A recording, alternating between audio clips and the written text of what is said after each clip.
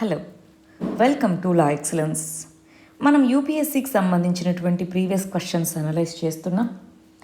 వాటిలో ఇవాళ మెడివల్ హిస్టరీకి సంబంధించి 2013 నుంచి 2020 వరకు ఏ క్వశ్చన్స్ అడిగారు ఏంటి అని మనం చూద్దాం. ఇక్కడ ఒక ఇంపార్టెంట్ విషయం అండి, మనం ప్రీవియస్ క్వశ్చన్స్ సాల్వ్ చేయడానికి అటు పేపర్ 2 సీసాట్ పేపర్స్ అయినా ఇటు పేపర్ 1 వీటికైనా ఉద్దేశం ఏంటి, దాని పర్పస్ ఏంటి అంటే క్వశ్చన్స్ ఎలా వస్తున్నాయి, వాటి ట్రెండ్ ఎలా ఉంది అది చూసుకొని దానికి తగ్గట్టుగా మన ప్రిపరేషన్ ఉంచుకోవడానికి. అవే క్వశ్చన్స్ మళ్ళీ వస్తాయి గుడ్డిగా ప్రాక్టీస్ చేయాలి అని కాదు, వాటి ట్రెండ్స్ ఎలా ఉన్నాయని. ఇంకొకటి నేనేం సజెస్ట్ చేస్తానంటే హిస్టరీకి 2000 నుంచి కనుక మీరు ప్రాక్టీస్ చేయగలిగితే 2000 నుంచి 2020 వరకు ప్రీవియస్ పేపర్స్ అన్నీ ముందు పెట్టుకొని ఒకసారి ప్రాక్టీస్ చేస్తే చాలా వరకు హిస్టరీలో ఏ ఏరియాస్ ఫోకస్ చేయాలి ఏంటి అన్నది మనకు క్లారిటీ వస్తుంది. సరేనా, ప్రయత్నించండి. ఇవాళ అయితే ఈ వీడియోలో మనం 2013 నుంచి 2020 వరకు ఏమేమి క్వశ్చన్స్ అడిగారో చూద్దాం. దీనికి సంబంధించిన పీడిఎఫ్ వీడియో డిస్క్రిప్షన్లో ఉంటుంది, లింక్ ఒకసారి మీరు చూసుకోవచ్చు. ఫస్ట్ 2020కి సంబంధించి ఏమేమి క్వశ్చన్స్ అడిగారో చూద్దాం. ఫస్ట్ క్వశ్చన్ వచ్చేటప్పటికి ఇక్కడ 4 స్టేట్మెంట్స్ ఇచ్చి 4 ఈవెంట్స్ ఇచ్చి హిస్టారికల్గా వీటిలో ఏవి ముందు జరిగాయి అలా అడుగుతున్నారు. అంటే క్రోనోలాజికల్ ఆర్డర్ రాసుకోండి. మనం ఏం చేద్దామంటే ఈ క్వశ్చన్స్ అన్ని ఏ ఇయర్ ఏ టాపిక్ మీద అడిగారని రాసుకున్నాం అనుకోండి, కొంత క్లారిటీ ఉంటుంది.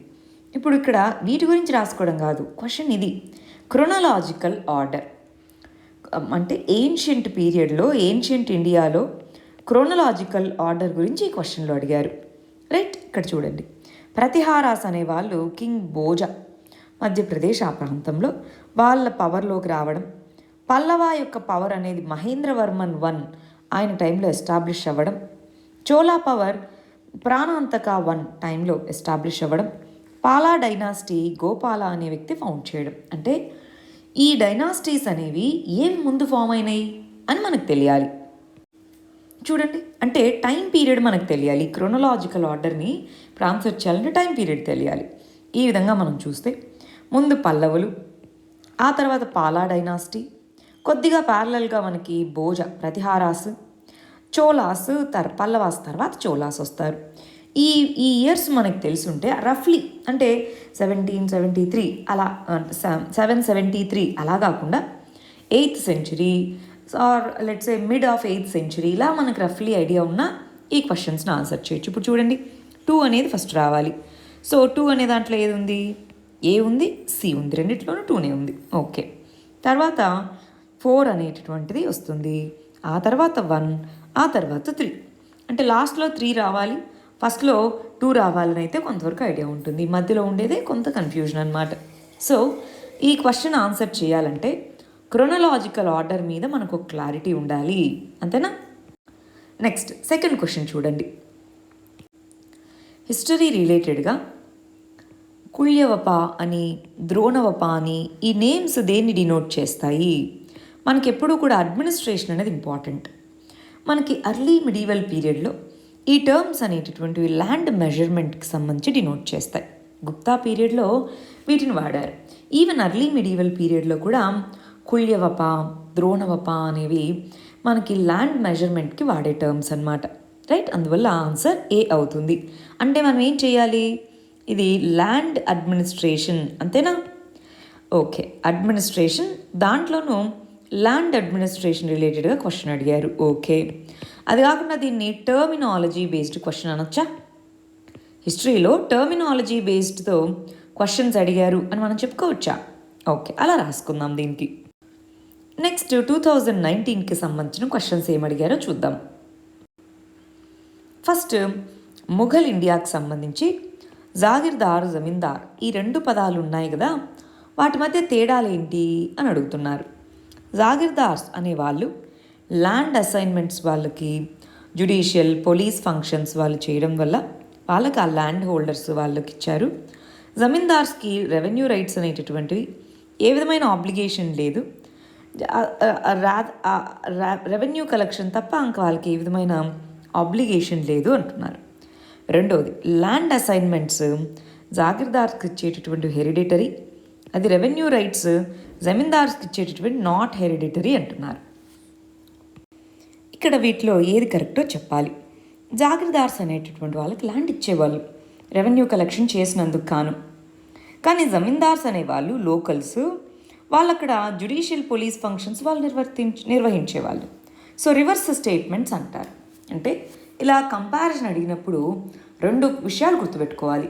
వాళ్ళు రివర్స్ ఇచ్చి ఉండొచ్చు చాలాసార్లు, ఆ విషయం గుర్తుండాలి. రెండోది ప్రతిసారి రివర్స్ ఇస్తారు అనేవి లేదు, అది కూడా గుర్తుపెట్టుకోవాలి. నెక్స్ట్ ల్యాండ్ అసైన్మెంట్స్ జాగీర్దార్స్కి హెరిడిటరీగా వస్తే జమీందార్స్కి నాట్ హెరిడిటరీ. ఇక్కడ మనం గుర్తుంచుకోవాల్సింది జమీందార్స్ హెరిడిటరీగా వస్తుందని అయితే మనకు తెలుసు కదా. సో అందువల్ల ఇది తప్పే, ఇది తప్పే, రెండు తప్పు. కాబట్టి answer D, neither one nor two. Next question చూడండి. ఢిల్లీ సుల్తనత్ వీళ్ళ పీరియడ్లో రెవెన్యూ కలెక్షన్కి ఇన్ఛార్జ్గా ఆమిల్ అనేటటువంటి పర్సన్ ఉండేవారు అని. ఆమిల్ అంటే స్టేట్ ప్రావిన్సెస్ అని పిలుస్తాం కదా, వాటిలో రెవెన్యూ కలెక్టర్ని ఆమిల్ అని పిలిచేవాళ్ళు. ఇది కరెక్ట్.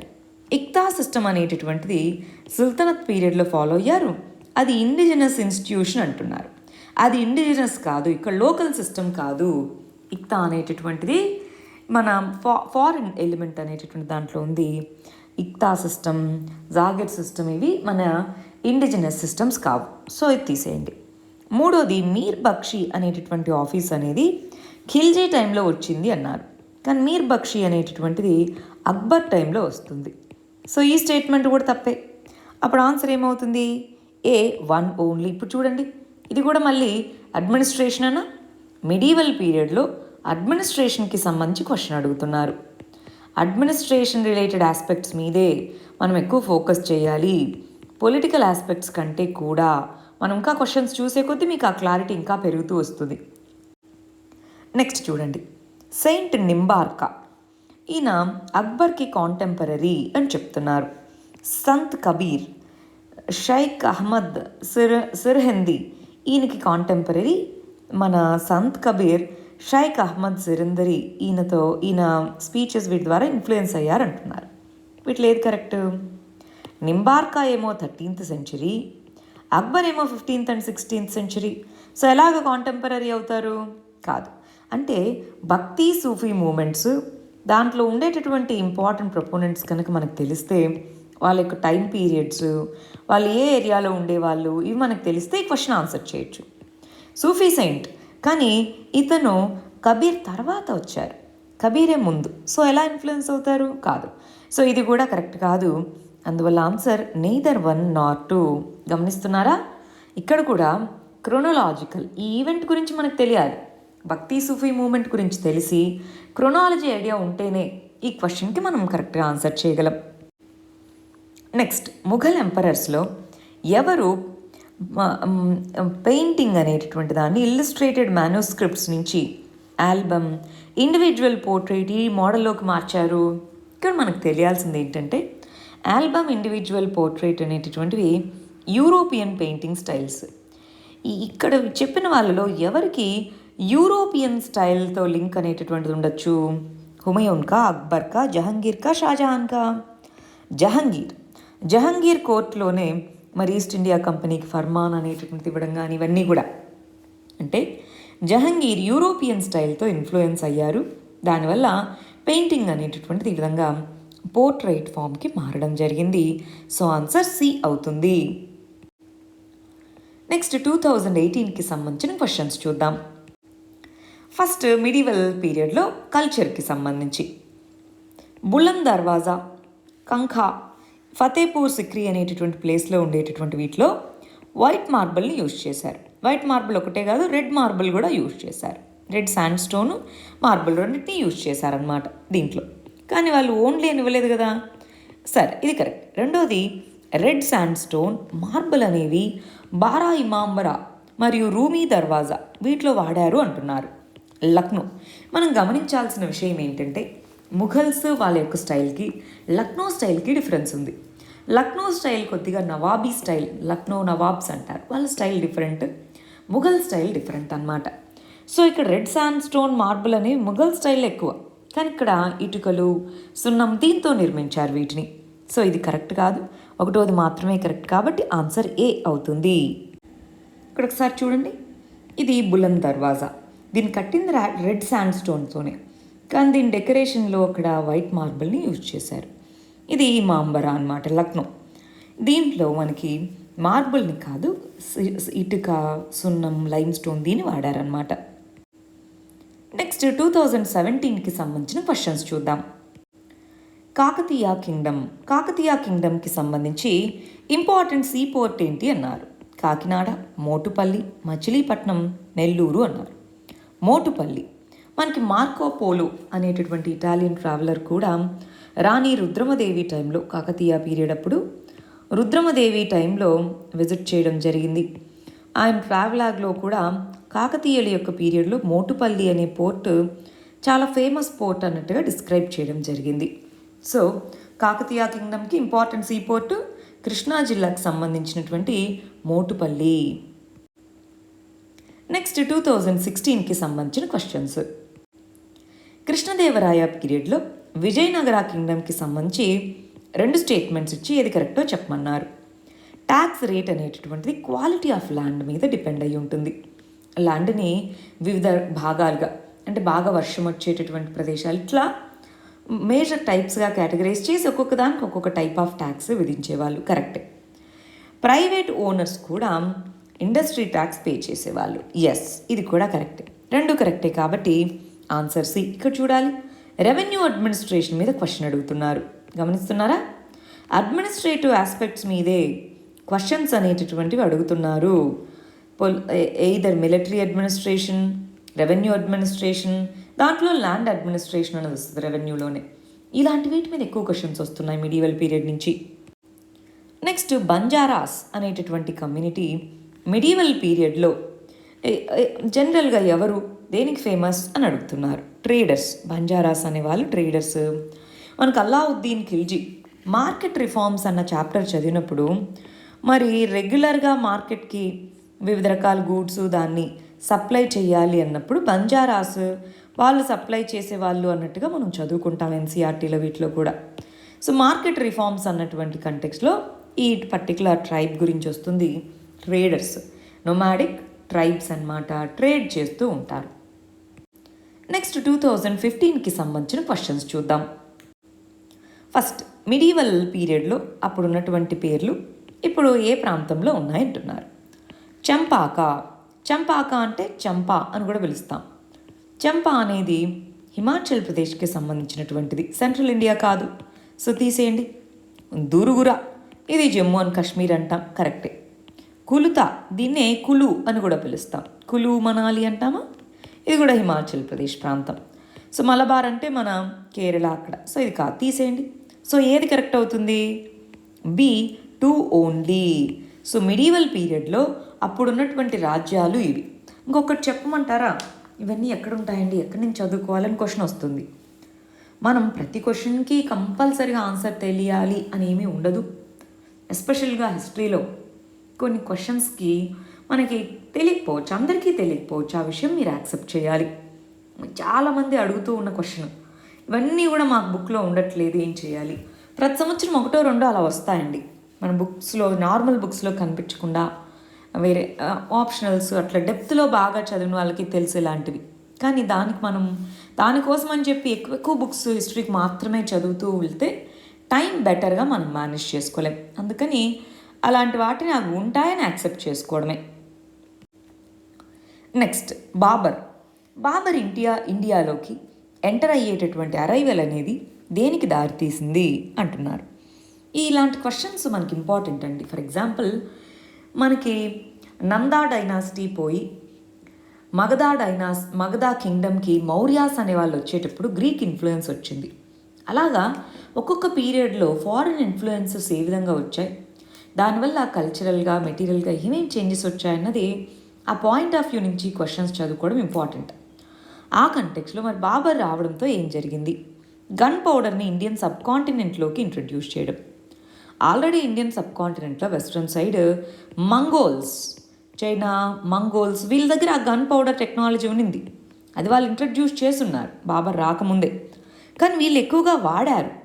ఎక్కువ వాడడానికి, ఫస్ట్ ఇంట్రడ్యూస్ చేయడానికి తేడా ఉంటుంది, రైట్? ఒకటో తప్పు. రెండోది, ఆర్చ్ అండ్ డోమ్ మోడల్ అనేది ఆర్కిటెక్చర్లో వాడడము. బాబర్ రాకముందు కూడా మనకి ఆర్చ్ అండ్ డోమ్ ఆర్కిటెక్చర్ అనేటటువంటిది ఉండింది. నెక్స్ట్ తప్పు, తైమురిడ్ డైనాసిటీ. బాబర్ వచ్చాక తైమురిడ్ డైనాసిటీ ఎస్టాబ్లిష్ చేశారు, ఇది కరెక్ట్. అందువల్ల answer B3 only. Right. Next question చూద్దాం. Feudal system. ఫ్యూడల్ సిస్టమ్కి సంబంధించి ఎసెన్షియల్ ఎలిమెంట్స్ ఏంటి అంటున్నారు. ఇక్కడ ఇది ఎర్లీ మిడీవల్ పీరియడ్లో ఫ్యూడల్ సిస్టమ్ అనేటటువంటిది బాగా స్ట్రెంగ్తన్ అయింది. సో దాని యొక్క క్యారెక్టరిస్టిక్స్ ఏంటి అన్నది ఇక్కడ క్వశ్చన్ అండి, చూడాలి. సెంట్రలైజ్డ్ పొలిటికల్ అథారిటీ ఉండడం, వీక్ ప్రావిన్షియల్ లేదా లోకల్ పొలిటికల్ అథారిటీ వీక్గా ఉండడం. కానీ ఫ్యూడల్ సిస్టమ్ అంటే చిన్న చిన్న ఏరియా స్ట్రాంగ్గా ఉండడం, సెంట్రలైజ్డ్గా వీక్గా ఉండడం, దాన్ని ఫ్యూడల్ అంటారు కదా. తీసేయండి ఇది. అడ్మినిస్ట్రేటివ్ స్ట్రక్చర్స్ అనేటటువంటివి ల్యాండ్ని బట్టి డెవలప్ అవుతూ వచ్చాయి, అవునా కాదా? ఎస్. లార్డ్ వాజల్ అంటారు, అంటే మాస్టర్ సర్వెంట్ రిలేషన్షిప్ లాంటిది ఫ్యూడల్ లార్డ్కి ఓవర్ లార్డ్కి ఎస్టాబ్లిష్ అయింది. అది కూడానేనా? ఎస్. 2, 3 కరెక్ట్. కాబట్టి ఆన్సర్ బి అవుతుంది. అర్లీ మిడీవల్ హిస్టరీ అనేది చాలా ఇంపార్టెంట్ అండి. ట్రాన్సిషన్ పీరియడ్, ఏన్షియంట్ నుంచి మిడీవల్ పీరియడ్కి ట్రాన్సిషన్ ఏరియా ఉంటుందా, దాన్ని అర్లీ మిడీవల్ పీరియడ్ అంటారు. జనరల్గా దాన్ని ఇగ్నోర్ చేస్తూ ఉంటాం మనం చదివేటప్పుడు. దాని నుంచి కూడా క్వశ్చన్స్ ఎక్కువగా వస్తూ ఉంటాయి. నెక్స్ట్ 2014కి సంబంధించిన క్వశ్చన్స్ చూద్దాం. చూడండి, మహత్తర, పట్టకలియ, పట్టకిల, ఈ 2 నేమ్స్ మిడీవల్ ఇండియాలో జనరల్గా వినిపిస్తుంటాయి ఏంటి అని. సో దీన్నే మహంత్ అని కూడా పిలుస్తారు. దీన్నే మనకి పటేల్ అలా కూడా పిలుస్తూ ఉంటారు. సో ఇవి 2 కూడా దేనికి సంబంధించింది? విలేజ్ హెడ్మెన్, అవునా? బి అన్నమాట. మనకి ఇప్పటికి కూడా మహత్తం అని, పటేల్ అని ఇట్లా కొన్ని వాడుతూ ఉంటారు పేర్లు. ఎస్పెషల్గా మనకి తెలంగాణలో వాడుతూ ఉంటారనమాట. విలేజ్ హెడ్మెన్కి సంబంధించిన నేమ్స్ అన్నమాట. నెక్స్ట్ ఇబాదత్ ఖానా, ఫతేపూర్ సిక్రీలో ఇబాదత్ ఖానా. సో అది దేనికి సంబంధించింది? అక్బర్ టైంలో కట్టించిందేనా? వివిధ రకాల రిలీజియస్ స్కాలర్స్తో డిస్కషన్స్, డిబేట్స్ ఇవి జరపడం కోసం కట్టించినటువంటిదే ఇబాదత్ ఖానా, డిస్కషన్ ప్లేస్ అన్నమాట దాని మీనింగ్. సో ఆన్సర్ సి అవుతుంది. అంటే చూడాలి, ముఘల్ ఆర్కిటెక్చర్, ముఘల్ పీరియడ్లో ఉన్నటువంటి ఆర్ట్ అండ్ ఆర్కిటెక్చర్ గురించి ఎక్కువ క్వశ్చన్స్ వస్తున్నాయి, గమనిస్తున్నారా? నెక్స్ట్ 2013కి సంబంధించిన క్వశ్చన్స్ ఏంటో చూద్దాం. ఫస్ట్, భక్తి సెయింట్స్. 3 భక్తి సెయింట్స్ ఇచ్చి వాళ్ళలో ఎవరు ప్రీచ్ చేస్తున్న టైంకి లోధీ డైనాసిటీ పడిపోయి బాబర్ తన యొక్క బాబర్ వచ్చారు అని చెప్తున్నారు. ఎవరు ప్రీచ్ చేస్తున్న టైంకి అంటే ఇక్కడ మనకి అసలు బాబర్ ఏ టైంకి ఈ లోధీ డైనాసిటీని ఓడించి పవర్లోకి వచ్చారో తెలియాలి. దాదు దయాల్ ఏ టైంకి సంబంధించిన వ్యక్తి, వీళ్ళ 3 ఏ టైమ్స్కి సంబంధించిన వ్యక్తులు అని తెలియాలి. అంటే దానికి క్రొనాలజీ మనకు అర్థం అవ్వాలా వద్దా? ఈ క్రొనాలజీ తెలిస్తేనే ఈ క్వశ్చన్కి మనం ఆన్సర్ చేయగలం, అంతేనా? చూడండి, దాదు దయాల్ 1544 నుంచి 1603 ఆ టైంలో. గురునానక్ దేవ్జీ 1469 నుంచి 39. త్యాగరాజ మన తెలుగు ఆయన 1767 నుంచి 1947 వరకు. మరి బాబర్ ఏ టైంలో పవర్లోకి వచ్చారు? 1526. మరి ఆ టైంలో ఎవరు ప్రీచ్ చేస్తున్నారు? Guru Nanak Dev ji. So answer B అవుతుంది. సో ఆ తర్వాత మనకు తెలిసే ఉంటుంది ముఘల్స్కి, సిక్కులకి సంబంధించి గొడవలు కానీ, తేజ్ బహదూర్ సాహెబ్ టైంలో ఏం జరిగాయి. సో ఇవన్నీ మనం రివైజ్ చేసుకోవాలి. Anyway, Babur contemporary Guru Nanak Dev ji, right? ఇవి మిడీవల్ ఇండియా నుంచి అడిగిన క్వశ్చన్స్. ఇవి కొన్నే ఉన్నాయి రీసెంట్ ఇయర్స్లో. బట్ మనం ఏం చేయాలి, లాస్ట్ 20 ఇయర్స్లో కనుక చదువుకుంటే, ఒకవేళ మీకు వీలైతే ఇంకా 1980ల నుంచి ఉంటాయి, అంటే 40 సంవత్సరాల పేపర్లు చదివితే చాలా విషయాలు కవర్ అయిపోతాయండి. అది నాకు తెలిసినంత వరకు హిస్టరీ, పాలిటీకి ఈ రెండింటికి మీరు ప్రీవియస్ క్వశ్చన్స్ కనుక బాగా చూస్తే చాలా కాన్సెప్ట్స్ రిపీట్ అవుతాయి. క్వశ్చన్ రిపీట్ అవ్వకపోవచ్చు, బట్ కాన్సెప్ట్స్ రిపీట్ అవుతాయి. దానివల్ల మీకు ఆన్సర్ చేయడం ఈజీ అవుతుంది. సో ఒకసారి అది చేసి చూడండి, మీకు బెటర్గా ఉంటుందని నేను అనుకుంటున్నాను. All the very best. Thank you very much.